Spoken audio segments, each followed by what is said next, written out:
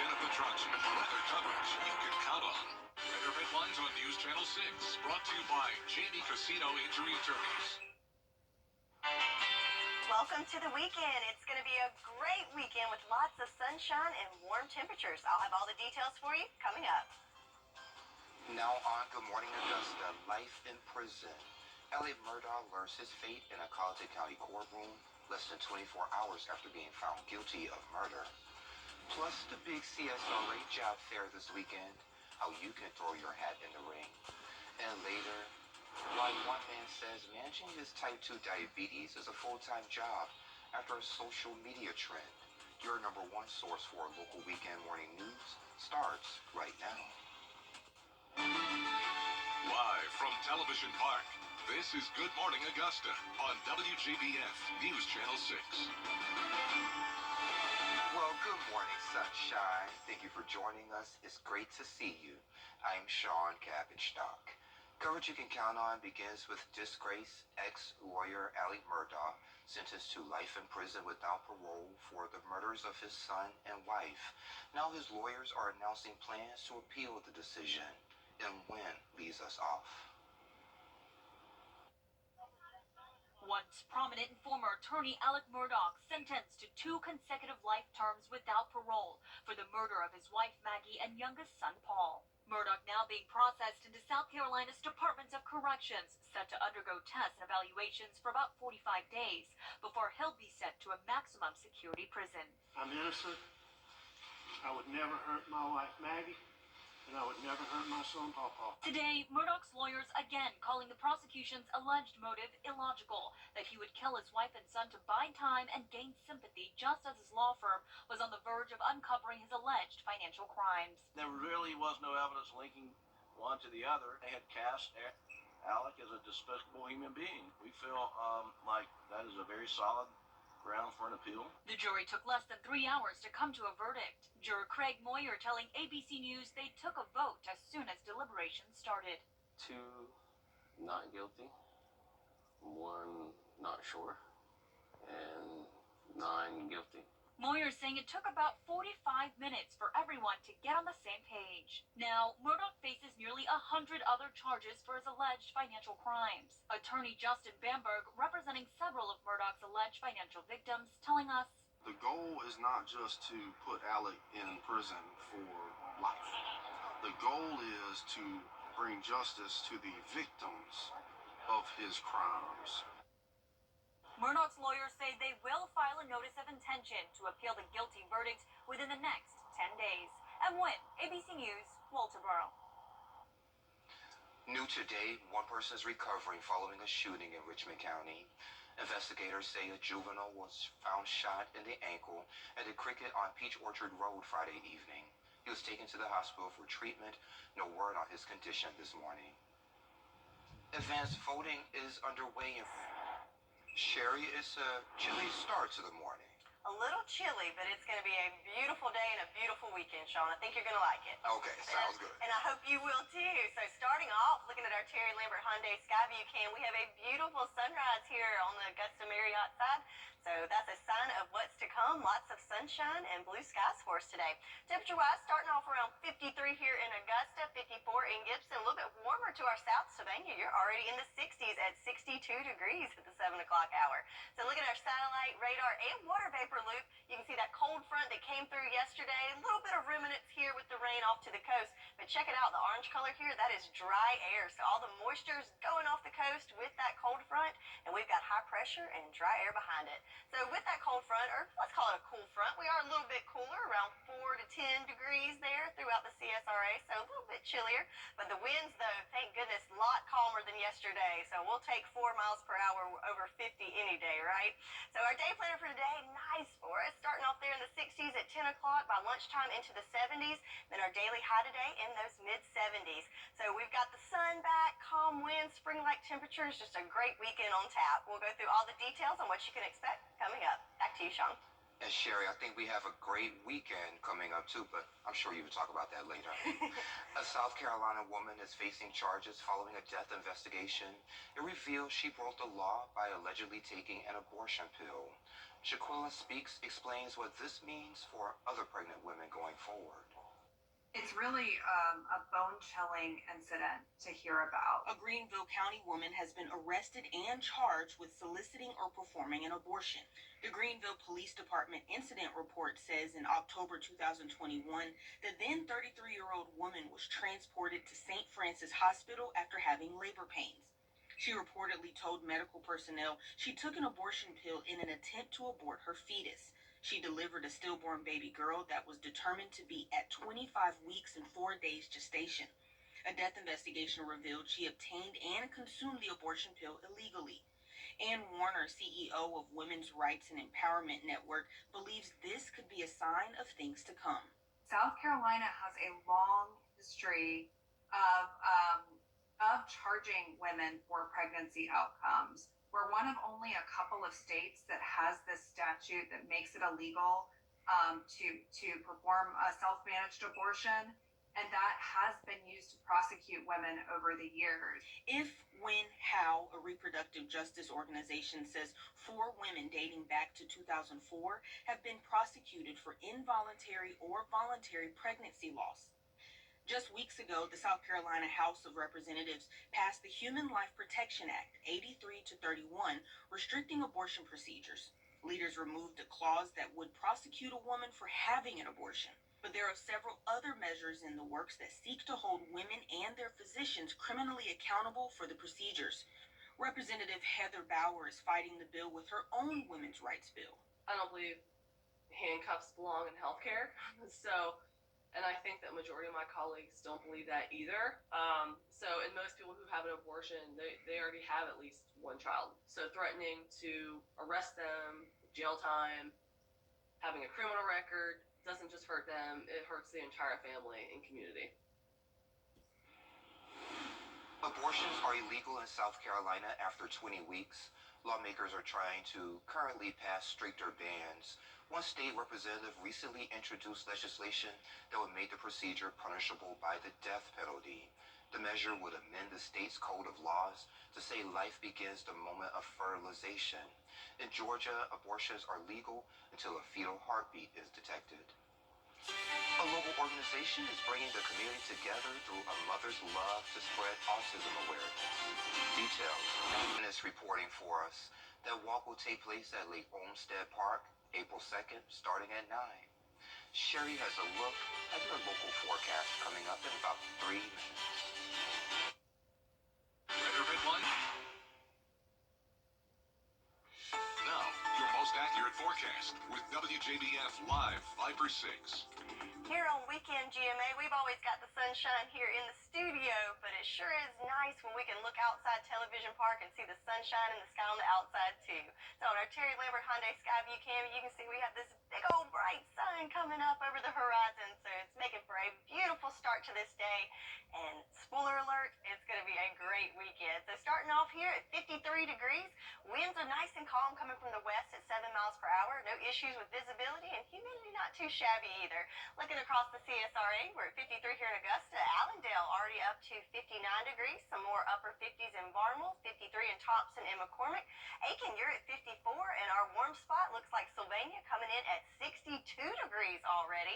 Some more 50s on the boards, ranging from 53 to 56 in Waynesboro, and Washington looks like the cool spot coming in there at 52 degrees. So our big picture here, you can see we've got that cold front just off the coast that pushed through the area yesterday. That gave us those winds up to 50 miles per hour. Not so much in the shower department, so luckily we avoided any severe weather, but those winds were pretty brutal. But back behind it, we've got nice clear skies and high pressure building in, so a nice weekend on tap for us. So looking back at yesterday, so yeah, here in Augusta, we didn't even make it to a 1/10 of an inch of rain, and some of our friends in Swainsboro and Sylvania didn't even know it rained. But check it out, Aiken, almost 2/10 of an inch, and Edgefield over a 1/10. So some areas did see a little bit of that rain out of that system, which was great for them. Our former spark forecast all across the board looking great there. No drought conditions to contend with, and you can tell our days are starting to get a little longer. Sunrise at 6:53, sunset at 6:20. inches of rain. But that's not going to be our worries for the next couple days. We're looking at a 0% chance of rain through Monday. Our next chance of rain coming in next week on Tuesday. So not great news for our allergy forecast.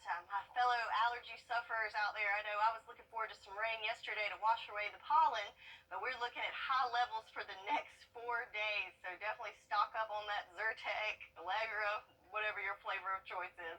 So for the next 48 hours, so we've got that front well off the coast, and as the map moves, there's not a whole lot to see there, as we've just got high pressure building in and lots of clear skies for us throughout the weekend.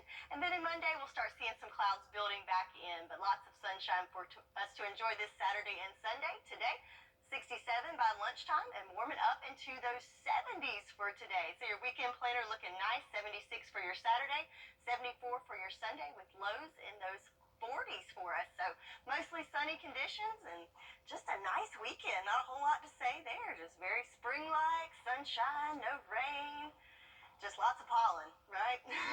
But then check it out, next week back in the 60s. I love it. I'm ready for that 59 down there on the end. Yes. Too. Thank you. Harry and Meghan kicked out their UK home. This was trending, and it's next.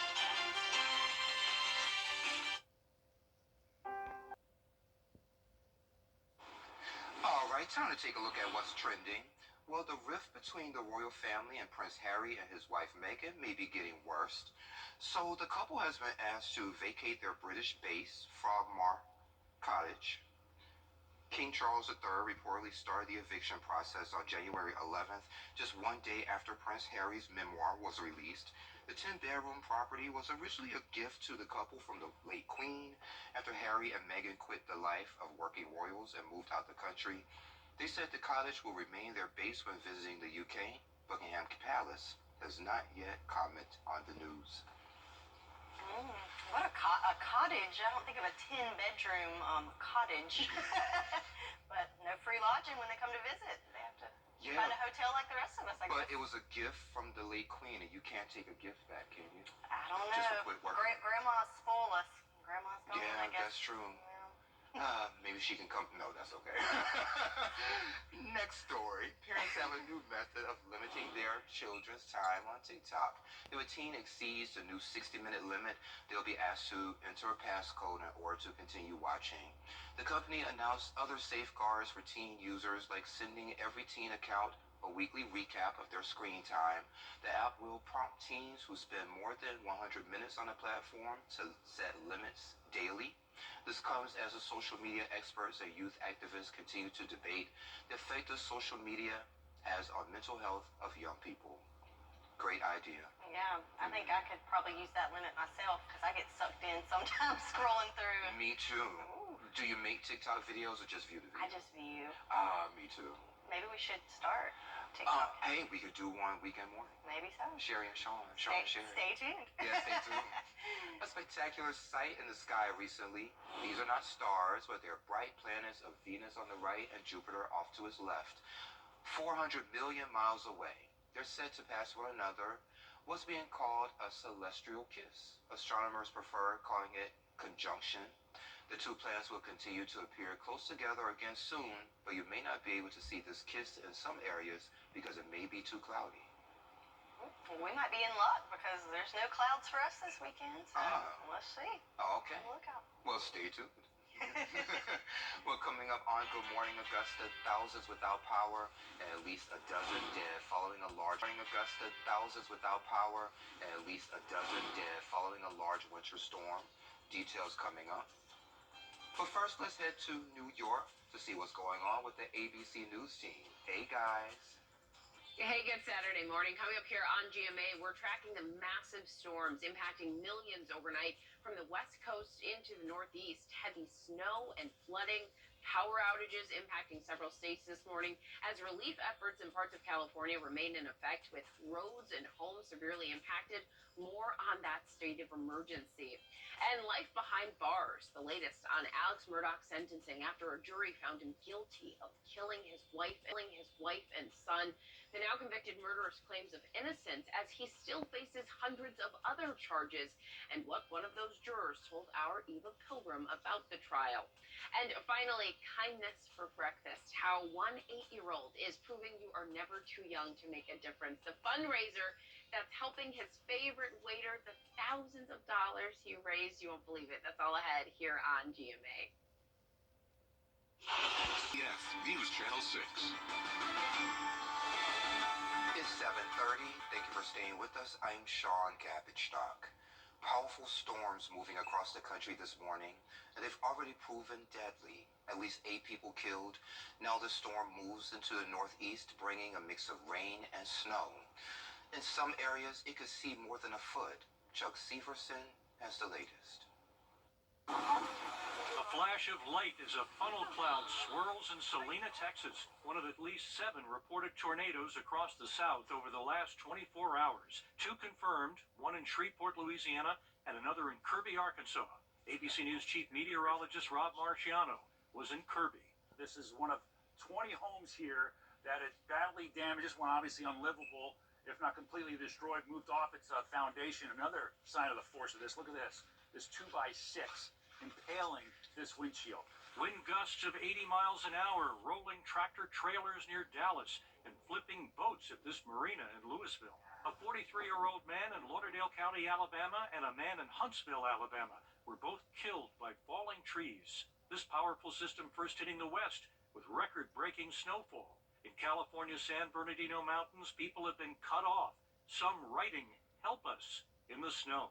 These people up here, we don't have supplies the last 7 to 10 days, and we certainly don't have propane. The National Guard and first responders in the town of Crestline working to clear the roads. They've removed enough snow to fill the Empire State Building twice. Cassidy and Casey Ringhofer have been trying to dig out of their home for more than a week. Casey's baby on her back as she shovels. A few days ago, we were standing on top of our cars shoveling them out, but our road is just too packed in to even leave past this point. This video shows a long line of people who were finally able to get out and get food. Chuck Severson, ABC News, New York. Luckily, nothing like that had our way. To you, Sean. All right, Sherry, thank you. Federal regulators say there's been a shortage of certain diabetes medications. This following social media trends. It led to some people taking them for weight loss. Michaela Singleton spoke with a patient who's been affected. Tony Murray of Richmondville says managing his type 2 diabetes is a full-time job, made even harder without his high-dosage Trulicity, which has been out of stock since November. The reason they told me then was because we're a small town here. The high doses are going to the big cities. He says his doctor has tried managing his diabetes through a mix of 4 or 5 replacement medications, but they're not ideal when managing his heart disease, not to mention the cost. You're talking $250+ a month just for those medicines, okay? And then you add in the cost of my other medicines for my heart and everything. I'm spending well over $300 a month. Daniel Lang, pharmacist and co-owner of Lang's Pharmacy in Niskayuna, says his and many other drugstores still experience the hit or miss caused by the shortages. We don't get notified until we order it. So a lot of the times we'll actually place an order and we won't even know we're not getting it until the next day. He says the drug manufacturers still haven't caught up to the influx of new patients. They were prepared to give it to diabetics, and that's how much they made. And now all of a sudden you're not only using diabetics, you're using people that are using it for weight loss too. And they just weren't prepared for the increase in patients. Which means the only answer is to sit and wait. Murray asks doctors and dietitians prescribing these medications for weight loss to put themselves in a diabetic's shoes. I feel like the medical community right now doesn't even care about us at all. They don't care if we get sick and die, which diabetes kills a lot of people every year. And happening today, a revolutionary battle is being commemorated in Roosevelt County. The Briar Creek and Wiregrass chapters of the Georgia Society of the Sons of the American Revolution, they're inviting the public to the commemoration of the 243rd anniversary of the Battle of Briar Creek at the Briar Creek Battlefield and Memorial Site. It will take place starting at 11 o'clock. Up next, a cheer squad with the right spirit. How these cheerleaders are proving dreams do come true. That story after the break.